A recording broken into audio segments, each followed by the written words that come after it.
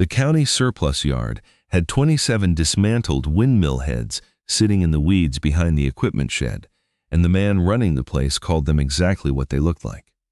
27 lawn ornaments. Maggie Carter didn't see lawn ornaments. She saw shafts, gears, bearings, and rods, all in different states of wear, and she wanted to know which ones still had years of work left in them before anybody scrapped the lot for melt value. Rural Nebraska, early 1990s. Maggie was 27 years old, running Carter Repair and Fabrication out of the same shop her father had built, the same shop he'd left her when he passed a couple of years back. She fixed pumps, farm gates, worn shafts, cultivators, trailers, small engines, whatever broke on a farm and needed a hand that actually understood how the pieces fit together. She didn't have an engineering degree. What she had was a childhood spent handing her father tools before she knew their names, a shelf of dog-eared repair manuals, and thousands of small jobs that had taught her more about wear and tolerance than any classroom could have.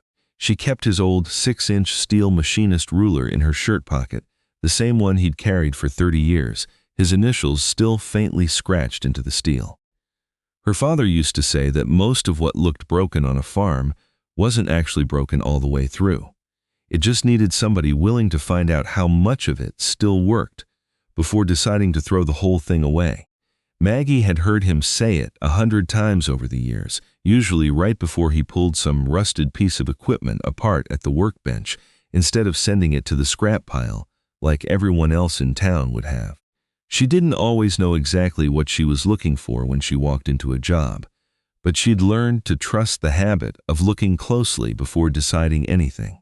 The county had pulled all 27 windmill heads off abandoned livestock wells scattered across 3 counties, towers that had come down for one reason or another over the years, some blown over in storms, some just abandoned when the wells they served went dry or the ranches changed hands. Most of the heads were incomplete, missing blades, bent shafts, cracked gears, frozen bearings, broken governors, the mechanism that was supposed to keep the wheel from spinning itself apart in high wind. The county wanted the whole lot gone and priced it accordingly. Scrap money, nothing more. Maggie walked the row of rusted heads with her ruler out more often than not, checking shaft diameters against wear marks, testing bearing play with her hands, running a finger along gear teeth to feel where metal had worn thin versus where it still held its original profile. She didn't know what she'd build out of any of it. She just knew that judging 27 windmills as 27 single objects was the wrong way to look at what was actually sitting in that yard. Some individual shafts looked barely used. Some bearings still spun smooth and quiet under her hand. Some castings were solid enough to trust, even on heads where half the mechanism around them had failed completely. She bought the whole lot for scrap price, loaded it onto 2 trailer trips back to the shop, and spent the next several evenings just sorting, laying components out across the shop floor in rough piles that didn't have names yet. The county employee counted her cash without much interest, the way a man counts money for something he doesn't expect to matter again. "You know most of that's just going to sit behind your shop the same way it sat behind mine," he told her, half joking, half not. Maggie just nodded and kept loading. She wasn't in a hurry to explain herself to a man who saw 27 identical failures instead of hundreds of individual parts in hundreds of individual conditions. Her first real mistake came from trying to move too fast towards something finished. Looking across the sorted piles, Maggie picked out the parts that appeared, on the surface, to be in the best physical condition: a wheel with most of its blades intact, a tower section with clean paint still on it, a governor assembly that looked whole and undamaged, and started assembling what she figured would be her first working windmill. Appearance seemed like a reasonable enough guide. Clean paint, straight tower legs, blades that weren't bent, all of it looked like quality to her at the time. She put the head together, mounted it on a short test tower behind the shop, hooked it to a simple pump cylinder, and waited for a decent wind to test it properly. She didn't have to wait long. A strong front came through on a Thursday afternoon, gusting hard enough to rattle the shop's tin roof, and Maggie figured it was as good a test as she was going to get. The wheel spun up fast, faster than she expected, and for a few seconds it looked like exactly the kind of clean working machine she'd hoped she'd built. Then the governor, The part meant to angle the wheel out of a hard wind before it could overspeed failed to engage. The wheel kept accelerating instead of backing off. The whole tower began to shake, a hard, uneven vibration running down through the legs and into the ground, and somewhere up in the mechanism a connecting rod bent under the strain, metal groaning in a way that made Maggie's stomach drop before she even understood exactly what had happened.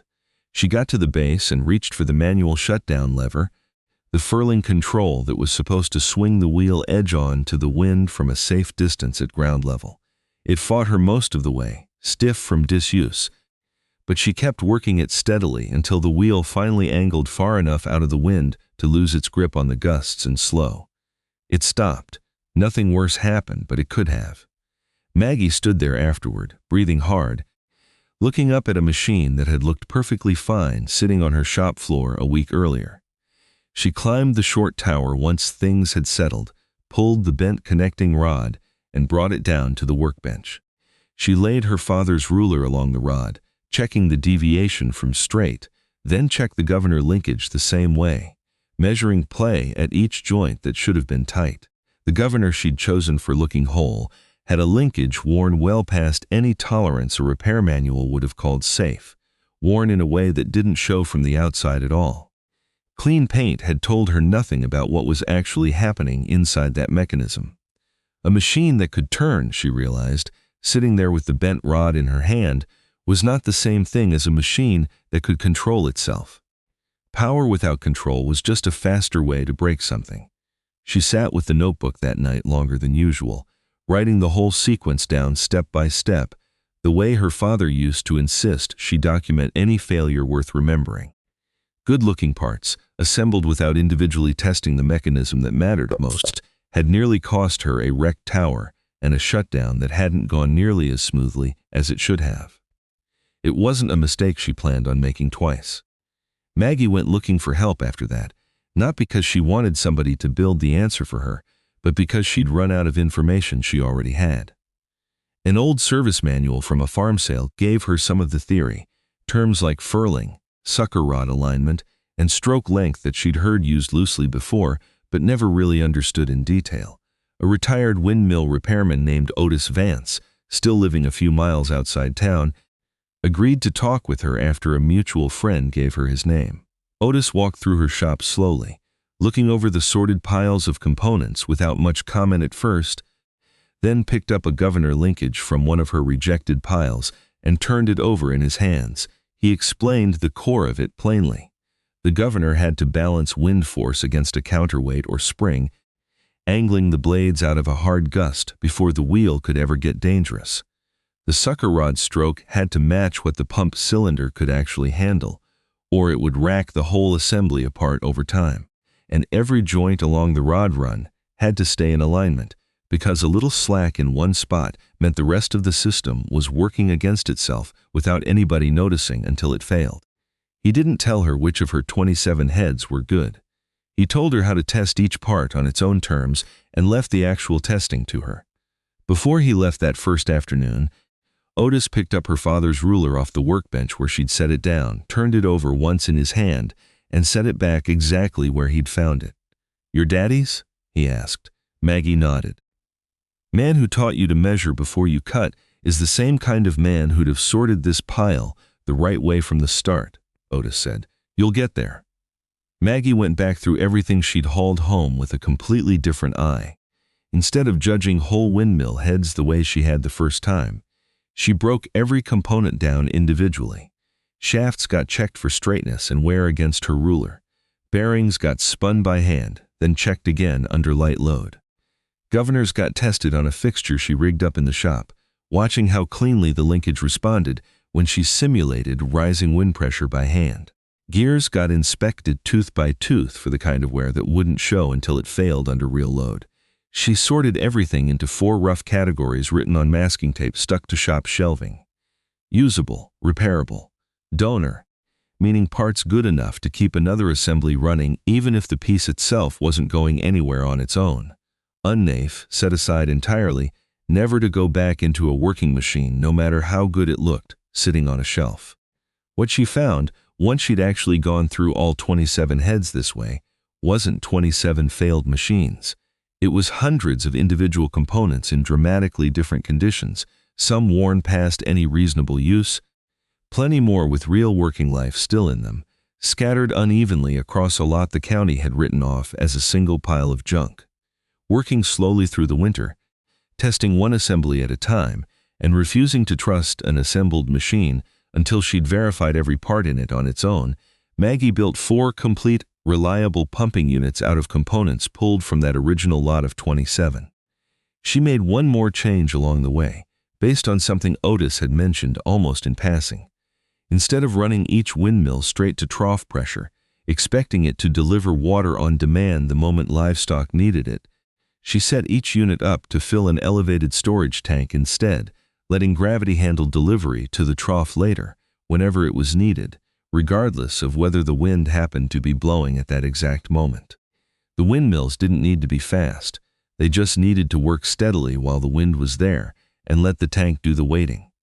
She placed the 4 units on small operations around the county, willing to let her test them for a modest fee, covering her materials and time without pretending it was a real business yet.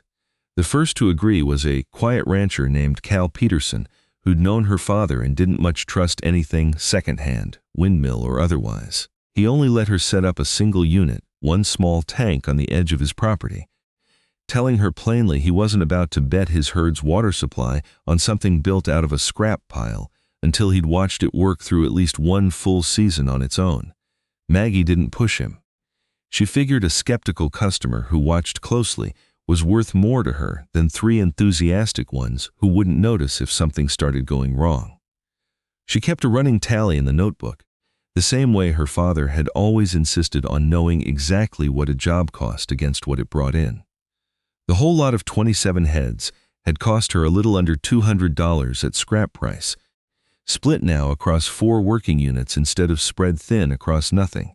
New bearings and a handful of replacement bolts where wear had gone past saving added maybe $60 or $70 per unit, along with the lumber and hardware for each small storage platform, putting her total cost per finished unit somewhere around $200 once labor for her own time was left out of the count. Against that, each rancher paid her a modest setup fee of a few $100s, enough to cover her materials and time with a little left over. A comparable new commercial pumping setup, wired to the grid and installed by an outside contractor, would have run well over $1,000 a site once she asked around before anybody even factored in the monthly power draw. Maggie's units weren't faster or fancier. They were simply a fraction of the cost, built out of something the county had been ready to sell for scrap money. Nothing about the output was dramatic. On a decent windy day, the tank level climbed slowly but steadily, nowhere close to what an electric pump could move in the same stretch of time under normal conditions, but the tanks filled a little more every windy hour, day after day, whether anybody was watching or not.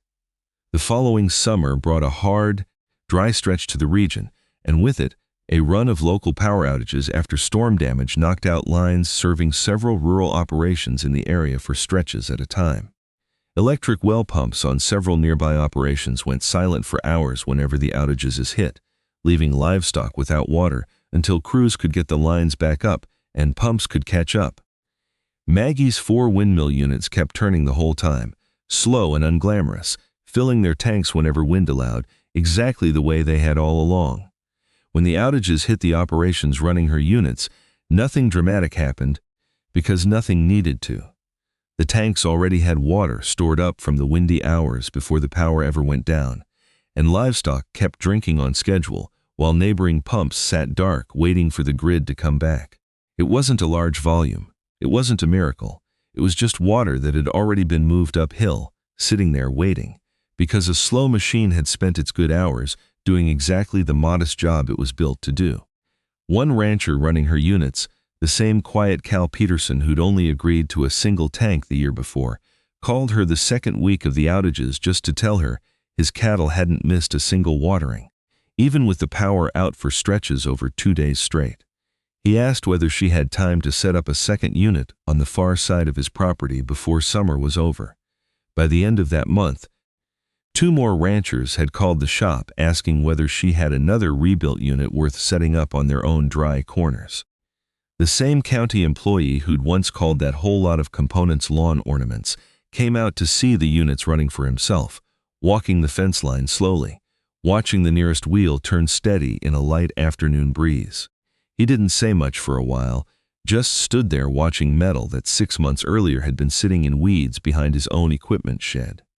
Then he told her the county had 12 more heads coming out of service next month, pulled off wells scheduled to be capped for good. By then, Maggie had 4 working units in the ground, a 5th on order from Cal Peterson, and a waiting list starting to form of ranchers who'd rather pay her a modest fee for something dependable than gamble on the grid holding up through another dry summer. Maggie didn't hesitate. Same scrap price? He almost smiled at that, the way people do when a question answers itself. Maggie never did prove that all 27 of those original machines were good. Most of them, taken as whole units, weren't. What she'd proven instead was something a little more useful than that. Standing there in the weeds with her father's ruler still riding in her shirt pocket, worn a little smoother from all the extra handling that winter had given it. A machine could fail completely, as a whole, while pieces of it still had years of honest work left inside them. You just had to be willing to take it apart far enough to find out which pieces those were.